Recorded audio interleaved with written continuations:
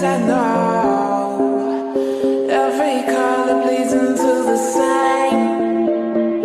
'Cause before you go and walk away, yeah, you better know where you're going.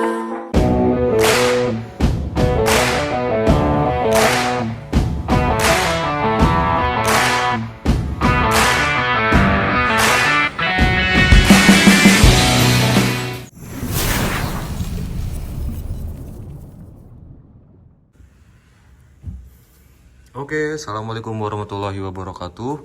Kembali lagi di Motokip Channel. Apa kabar semuanya? Semoga baik-baik saja dan sehat selalu.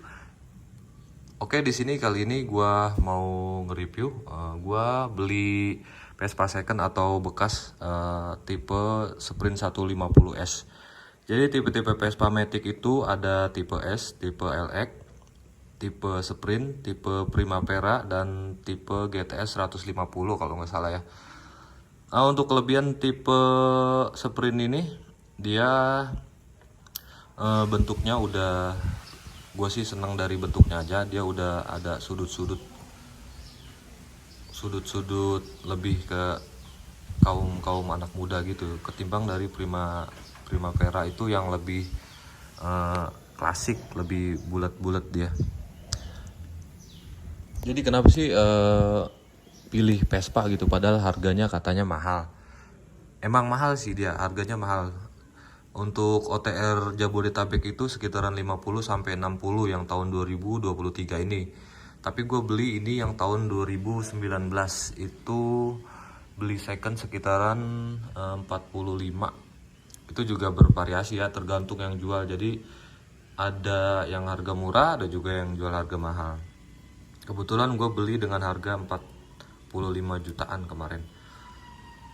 Lanjut kita perbandingin dengan motor-motor Jepang ya. Kalau dibandingkan dengan motor-motor Jepang itu, Vespa itu jadi dibilang mahal. Kenapa dibilang mahal? Karena dengan harga 50-60 juta itu fitur-fiturnya kalah jauh sama motor-motor Jepangan.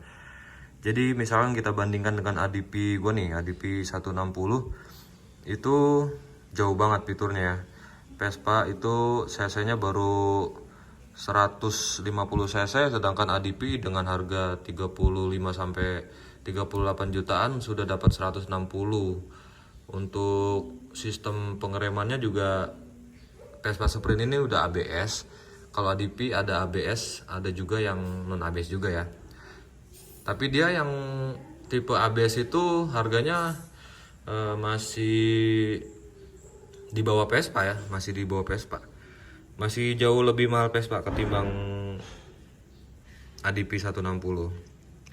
Jadi Vespa ini gue beli yang iGet, yang tipe iGet, tipe yang udah upgrade dari Piaggio, yaitu iGet itu udah Italian Green Efference Technology. Jadi itu udah yang terbaru ya, dari sistem CVT-nya, dari fitur-fitur mesinnya.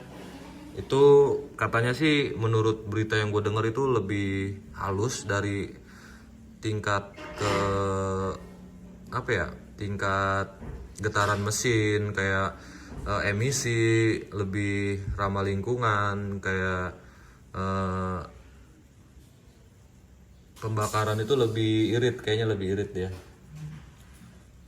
Oke, sebelum kita lanjut masalah kekurangan dan kelebihannya, kita lihat dulu dari lampunya. Dia udah pakai LED ya, lampunya udah pakai LED, pengeremannya udah sistem ABS, depan pakai cakram, belakang pakai tromol. Terus dia juga udah menggunakan immobilizer untuk sistem pengunciannya. Jadi walaupun gak keles, dia udah pakai immobilizer. Apa sih itu immobilizer itu ya? Gue juga kurang paham ya kalau masalah immobilizer itu. Immobilizer itu kayak di kunci-kunci mobil ya, mobil sekarang nih. Jadi walaupun kontaknya disambungin itu nggak bakalan hidup. Kayaknya gue juga nggak paham ya masalah immobilizer. Oke, kita lanjut untuk masalah kekurangannya itu. Vespa itu, ini sih review dari pemakaian gue ya, dari pemakaian gue. Gue juga nggak bisa nentuin dari kekurangan orang masing-masing. Jadi yang menurut nggak pas nanti bisa di komen di video gue ya. Ada 5 kekurangan Vespa yang udah gue rasain, yaitu yang pertama, servisnya mahal ya. Untuk biaya servisnya mahal banget. Jadi karena mungkin Vespa itu brand luar atau belum familiar di Indonesia, jadi untuk bengkelnya itu minim. Apalagi gua di Bekasi Kabupaten, di Bekasi pinggir, ini bengkel resmi Piaggio itu jauh banget dari rumah gua. Jadi solusinya gua kadang bisa servis sendiri di rumah untuk ganti oli, bersih-bersih CVT, kayak lihat-lihat daleman CVT. Gue solusinya kayak gitu aja, karena servisnya itu pernah nyobain 1 kali untuk ganti oli dan servis itu lumayan banget harganya. Yang kedua itu dari segi handlingnya ya. Handlingnya itu ribet banget, nggak bisa speeding. Jadi itu karena motornya posisinya seperti skuter, kalau menurut gua skuter matic, bener-bener dari bannya kecil, kayak stangnya terlalu tinggi banget, stangnya tinggi banget menurut gua. Jadi pas kita selip-selip atau mau ngebut gitu, itu tuh agak kesulitan, jadi nggak enak. Kan gua ngerasain kayak gue punya Mio, punya ADP, punya RR, itu enak aja, nyaman gitu. Kalau kita posisi mau kencang ngebut juga enak. Tapi kalau di Vespa ini karena emang setangnya terlalu tinggi atau emang buat santai-santai aja ya, gue juga nggak tahu. Cuma yang gue rasain dari Vespa Sprint 150S ini, readingnya cocoknya untuk santai-santai aja menurut gue. Kalau untuk kebut-kebutan kayak nggak pas lah, nggak pas. Yang ketiga itu corneringnya susah, atau nggak bisa cornering.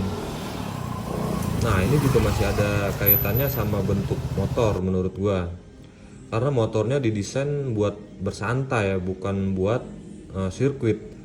Jadi posisi setangnya itu terlalu tinggi, sama bannya juga lagi-lagi kan kecil, ban Vespa itu kecil ya. Jadi kalau cornering itu kayak berasa ngebuang gitu ya. Padahal ini juga Vespa masih baru ya, masih bagus, tapi nggak enak posisi cornering. Pernah nyobain ke puncak itu kan jalanannya mantep tuh buat cornering, itu nggak enak ya walaupun sendiri, apalagi berdua gitu kan. Itu emang menurut gue kayaknya Vespa ini cocoknya untuk santai-santai aja ya. Jadi kalau buat cornering gitu kayak kurang cocok juga menurut gue. Yang keempat, terlalu tinggi ya menurut gue. Terlalu tinggi untuk orang Indonesia. Kalau di Eropa mungkin cocok-cocok aja ya, karena tinggi orang Italia itu kan tinggi-tinggi, terutama orang Eropa lah. Cuma untuk di Indonesia ini, untuk pemakaian gue yang tinggi 170, masih kaki masih jinjit banget. Untuk kaki sebelah kiri dan kanan gue masih jinjit dua-duanya. Kalau napak satu, yang satu naik. Apalagi istri gue nih, istri gue lebih jinjit lagi karena dia tingginya paling sekitaran 163an. Terlalu tinggi ya, jarak dari motor ke tanah itu terlalu tinggi. Yang keempat, nggak ada full step. Itu dari orinya nggak ada full step ya. Jadi udah gue tambahin full step, karena posisinya nggak ada full step itu jadi ribet banget. Kaki bagian dalam itu mentok sama bodi bagian samping, jadi kaki kita nggak leluasa. Terus juga ada kekurangan juga menurut gue, suspensinya agak lumayan keras, tapi itu sih masih wajar ya, masih wajar, nggak terlalu keras-keras banget. Jadi kalau untuk berdua aman lah, kalau untuk berdua itu aman.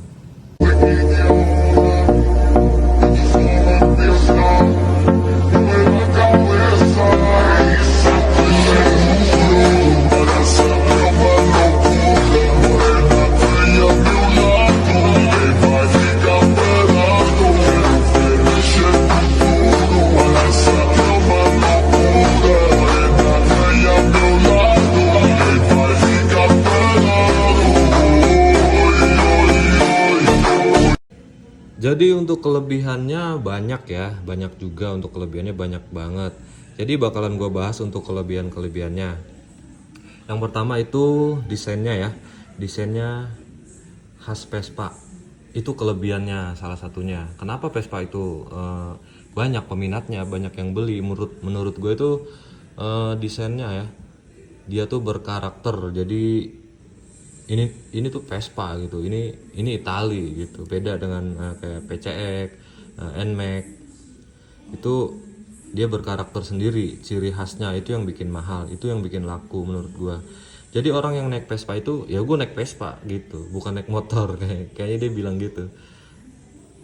Yang kedua itu lampunya udah LED. Jadi untuk tipe Sprint S150 ini dia tipenya lampunya udah LED. Lampunya udah LED, jadi untuk bagian lampu utama, lampu tembak, sen-sennya, kecuali lampu stop, dia stopnya masih bohlam. Untuk lampu stopnya dia udah masih menggunakan bohlam.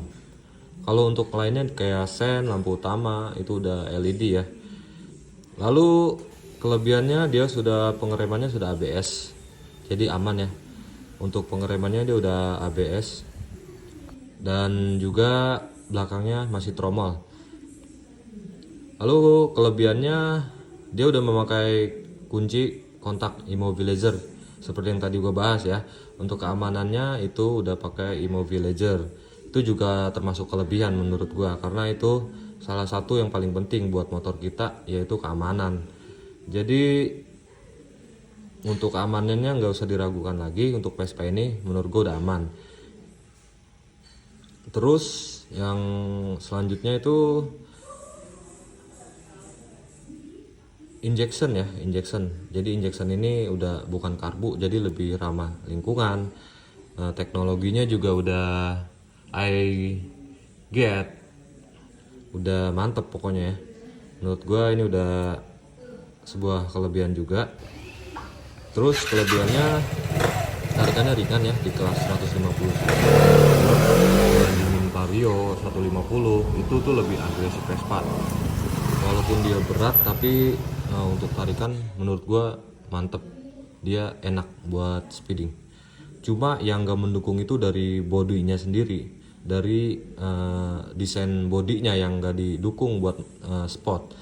Kalau untuk mesinnya menurut gua kencang, cuma kadang kita nggak beraninya karena emang bodinya sama desain motornya nggak buat sport gitu, nggak buat speeding, jadi kita pelan lagi. Kalau untuk mesinnya sendiri sih menurut gua mantap banget ya, ringan, jadi kayak gitu. Oke, kira-kira itu aja informasi dari gua yang mau beli Vespa. Kira-kira itu masalah dan kelebihan dan kekurangannya ya. Yang mau beli ya beli aja, dicobain aja dulu. Kalau yang gak mau beli juga harus beli, harus dicobain. Oke, videonya itu aja dari gua. Terima kasih yang udah nonton, semoga sehat selalu, jangan lupa di subscribe. Assalamualaikum warahmatullahi wabarakatuh.